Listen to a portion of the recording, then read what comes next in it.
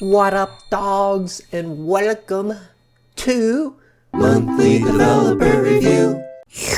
Sup, dogs, and welcome to MDR, the series where I talk about all the latest things I've done in my latest project, Captive YAMI, as well as all the other shenanigans I've done for the month of June. I think I should start off by saying, Happy Summer!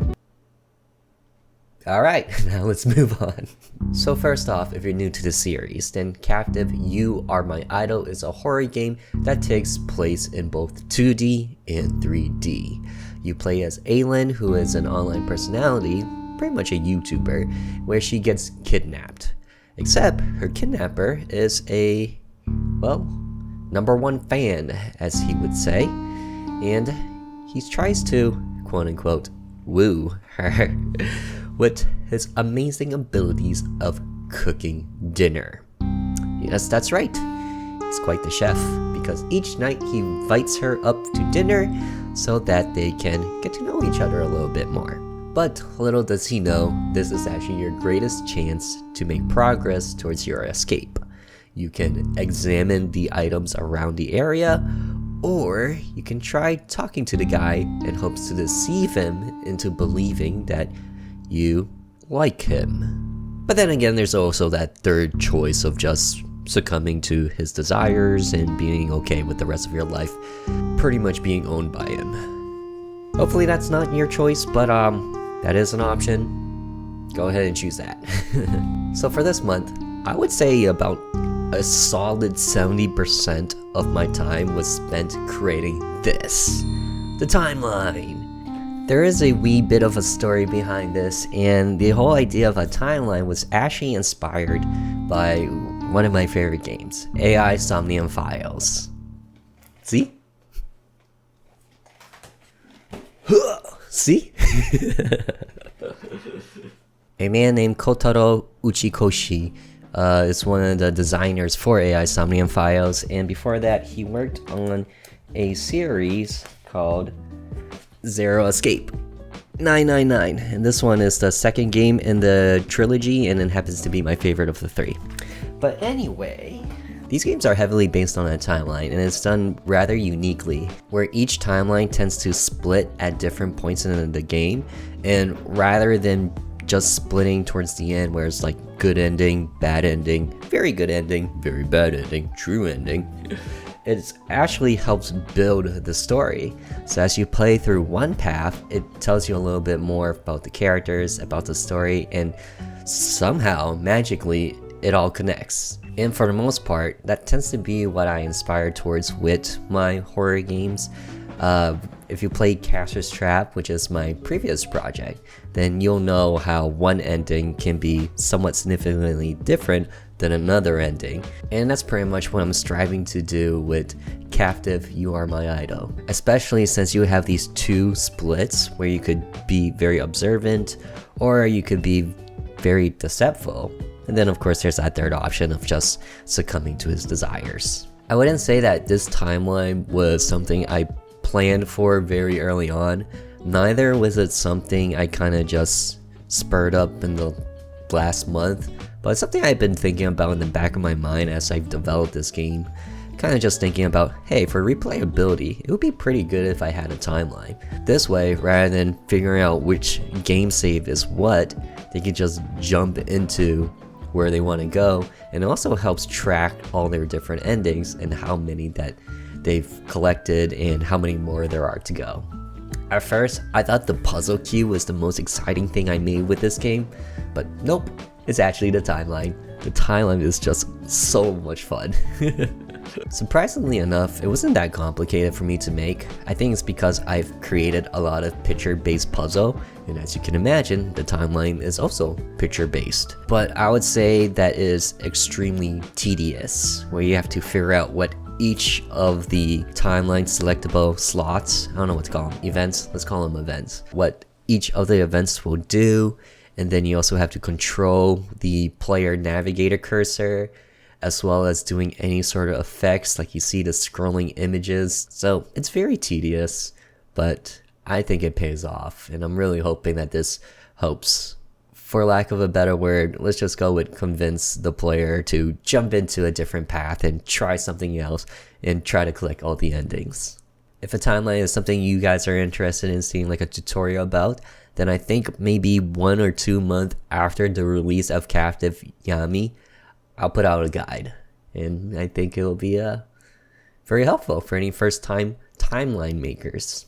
But anyway, I wouldn't say that creating this timeline came without difficulties. It certainly did. First of all, the design. I spent about 2 days just trying to figure out what it would look like. And I even came up with like the most lamest looking draft that could ever be seen.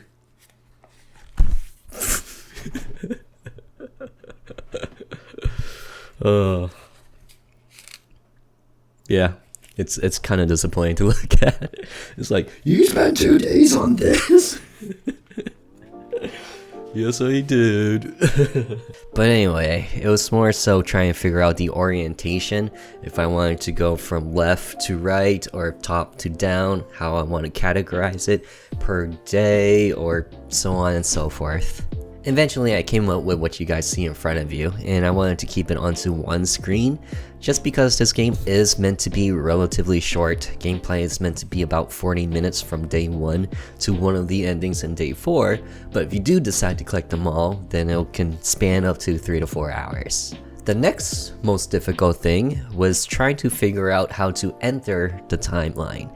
At first, I wanted the player to be able to enter it through their main menu whenever they wanted to, but the difficulty with that was figuring out how to pause the game, because the only way I knew how to do things is with common events. And if you do things with common events, it means that stuff in the background will continue to run. So that's no good. That eventually pointed me towards making a plugin, and these menu options are better known as scenes in JavaScript, or at least in the RPG Maker universe. And creating those scenes are a little bit more difficult than I thought it would be. Pretty much, I didn't want to dedicate the days of learning a creation of a scene. Probably will in the future, but as of right now, I didn't want to do that, so ultimately I decided to teleport the player to a brand new map and create all of the engine through common events. But yeah, that's the timeline in a nutshell. Other than that, I created a secret ending. Although telling you guys now isn't exactly a secret ending, but it's a secret ending because it won't appear on the timeline. It's more so for those who are a little bit more curious and who really loves to go for those 100% Steam achievements. So, all for you guys. That was the most ugliest sound I ever made. Anyway, that's pretty much my June in a nutshell. I'm still testing out all the bugs going from one scene to the next. Oh, by the way, making that timeline actually made my testing so much more easier, because rather than having to dedicate a save for different locations, I could just jump into the timeline. It's great. Alright, enough of the timeline talk. I finally took a step back to realize all the things I have left to do with Captive, and there's the title art, what I want to do with my saves. Like if you play Capture's Trap, you'll notice that there are splash arts depending on where in the game that you are. I don't think I'll make a splash art for each of the different moments in Captive like I did with Capture's Trap, but I think what I'll do instead is one where you have completed the game and enabled the timeline versus not reaching one of the endings yet. And then there's of course making all the different BGMs for everything. Yeah, so a good bit of work to do, but I can proudly say that 90% of the testing has been completed. So in the last MDR, at the very end, I mentioned that I was creating a video for Captive, and unfortunately I was not able to finish that. This timeline, it just ate up so much more time than I thought it would. So anyway, I decided that it will come out in July. Hopefully. And rather than holding your suspense any longer, I'll talk about it a little bit more. There's gonna be 3 main videos for this captive series. The first one, which honestly should have been released back in like January or February, which is the video I'm talking about or been talking about. And this is supposed to be like a proposal type of video where I showcase the idea of captive You Are My Idol and what my hopes are and my expectations are with this game. It's supposed to be relatively short, 10 minutes or less, and it's supposed to gauge your interest. Before, I wasn't planning MDR like back in January. It kind of just spawned after the video I made for the month of January, and that's kind of what pushed that video off. But the second video, which will be titled Making Horror, maybe, not exactly sure, or Project Horror, something like that. Anyway, it'll be the main video, and it will run very similarly to RPG Maker AI, as well as the Phasmophobia video I made way back when. So, hope you guys are excited for that one, because that one will be very intense when it comes to the creation. The third of which is kind of like the aftermath, where it's more so for any developers. So if you guys are developers watching this video, then you'll probably find it the most interesting one, where I kind of talk about all the good, the bad when it came with RPG Maker 3D, MZ3D. So yeah, that's pretty much that series in a nutshell. Can you imagine I'm making this game just for the series? The series is not for the game is for the series. But it's all fun, and I enjoy this very much. And that pretty much concludes all the things I've been doing for our captive YAMI. And so, on to the next topic. Piece TCG. It's actually been a pretty slow month with One Piece, the trading card game. For those who don't know, I do play this at a competitive level. I go to locals almost weekly, locals being local tournaments hosted by gaming stores. And when there's a regionals that's close enough to drive to, I'll go to it. And perhaps even fly to one if I have enough vacation allocated stuff for that. You know, words, what are they? But anyway, it's been a pretty slow month for it. The previous set is just about to end, and as a matter of fact, the new set has started at the end of June, where the pre-release starts a week before the end of June. And for those who are brand new to the world of trading card games and pre-releases, that's when this set releases a week early, so that any players who enjoy the game can go to their local gaming store, buy 6 packs, create a deck out of it, and then compete with each other. The card that you can win is usually a promo and can usually only be won in this way. And here's the prize card. As a player, it's kind of average, not too great, not terrible either. But for collectors, or maybe those who like the artwork, maybe it's a must-want. Now as for how I did, well, future TheOdie is going to have to take it from there, because I am actually filming this on June 22nd, which is the day that I go to my first pre-release. So, pray for me! Although for you guys, it had already passed. Praying for me! On to the next topic. I have finally watched Godzilla Minus One. If you can't tell, I'm somewhat of a fan of the big G himself, herself, themselves. If you haven't seen Godzilla Minus One, then I would highly recommend it, even if you are not a kaiju or big monster fan. It's a very, very different take from previous Godzilla titles. If you are someone who've only watched the legendary films or the MonsterVerse, like Godzilla vs. Kong, Godzilla Minus One is very, very much different from that film, those films. The legendary pictures, Godzilla, those are more action-packed, and it's more it follows more along the lines of the whole superhero theme, where you got the one supergiant versus another supergiant, and it's just a clash of titans. Godzilla Minus One is a lot less of that and follows more seriously in a more dramatic tone behind a set cast of characters. After watching so much Godzilla throughout my past, I gotta say that this has not been done before for Godzilla. Like, in all the stories of Godzilla, there's usually a human story and then there's the epic kaiju actions. And all the human stories in the past Godzilla films that I have seen has been pretty mid. To the point that you kind of go to a Godzilla film just to see Godzilla and just to see the action.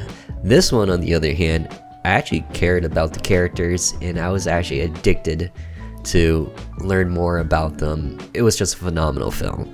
It won an Oscar, and I can say that it very deservedly so. Minus One takes place just towards the end of World War II, and the whole title kind of explains the synopsis in a nutshell. If 0 is where Japan was left after World War II, then Minus One is kind of like the cherry on top, where Godzilla is that Minus One, adding the extra amount of just decimation towards mankind. It's something else. If you haven't seen it yet, go watch it over on Netflix. You can watch it dubbed, you can watch it subbed, and I would really highly recommend watching it subbed.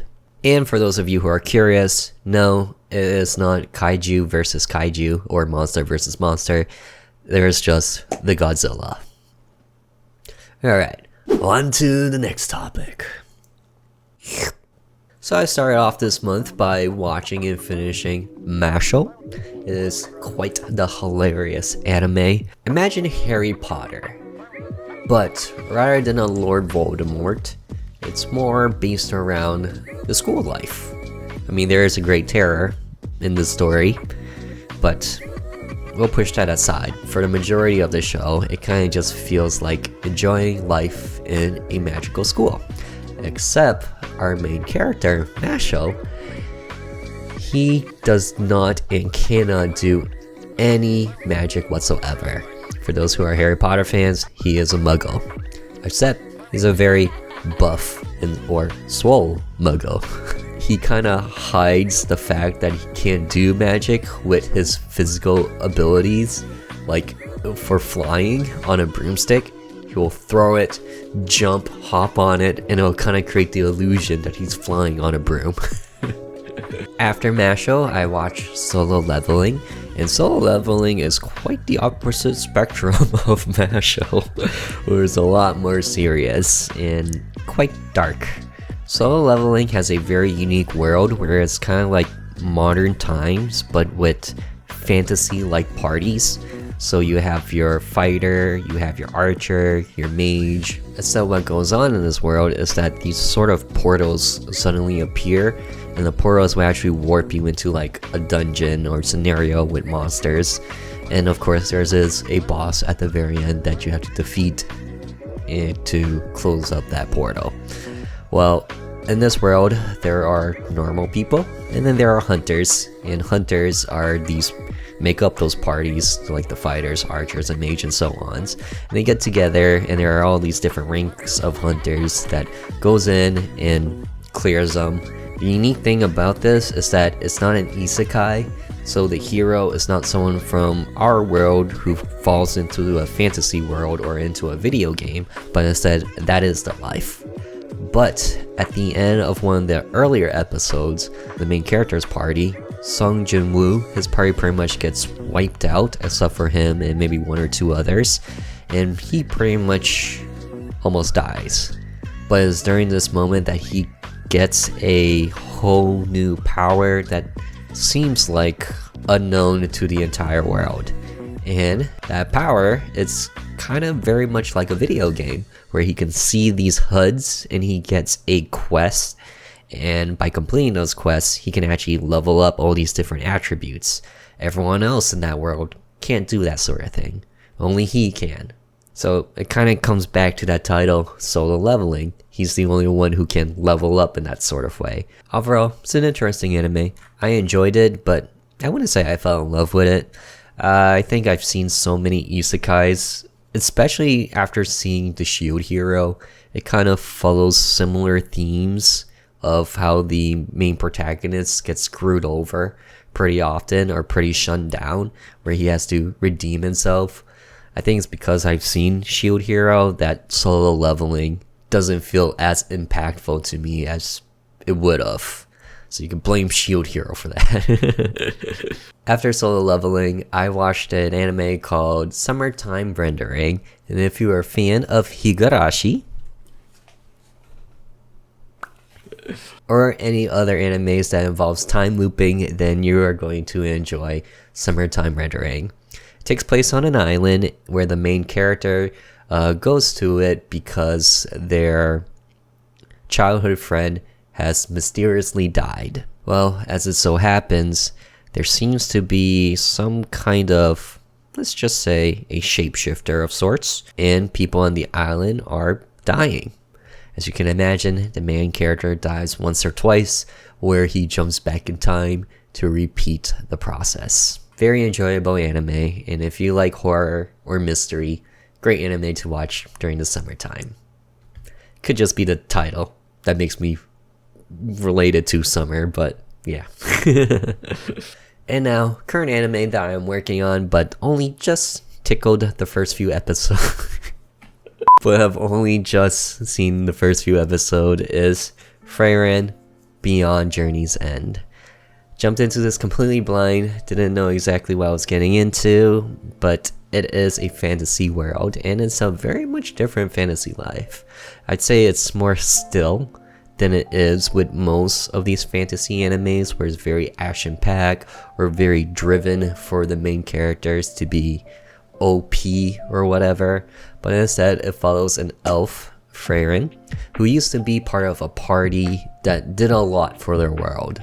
So you can consider her as being part of the hero's party. The first episode actually takes place towards the end of the party's journey. She's an elf, everyone else in her party isn't an elf, so her age pretty much remains the same, or her appearance remains the same, but everyone has gone really old and has hit that retirement, some of them even passing away due to old age. And it's a very unique perspective because it's not really something we see too often, or we really think or consider that an elf will live hundreds to maybe even thousands of years, whereas a human will only live up to 100 at best. And I find this to be somewhat relatable in some situations, because if you have a pet, then you're probably really familiar with how time moves differently for you and your favorite furry friend. How 15 years for you is roughly 100 years for them, and their growth is a much more accelerated, not just physically but also mentally and everything else. But for us, it's a lot more slower pace, and we don't really stop to consider that. But this anime is a really good perspective on that sort of thing, and it's really unique to see. Anyway, very cool anime, and I'm enjoying it a lot. Alright, that pretty much sums up the anime section of MDR, and pretty much MDR as a whole. The only question is, do I have any words to part you with? No, not really. Just happy summer. Alright, enjoy your July, and I'll see you in the next month. Oh yeah, Captive YAMI is already out on the Steam, and there's an Instagram thing there. Go follow and go wishlist. Alright, ladder for real.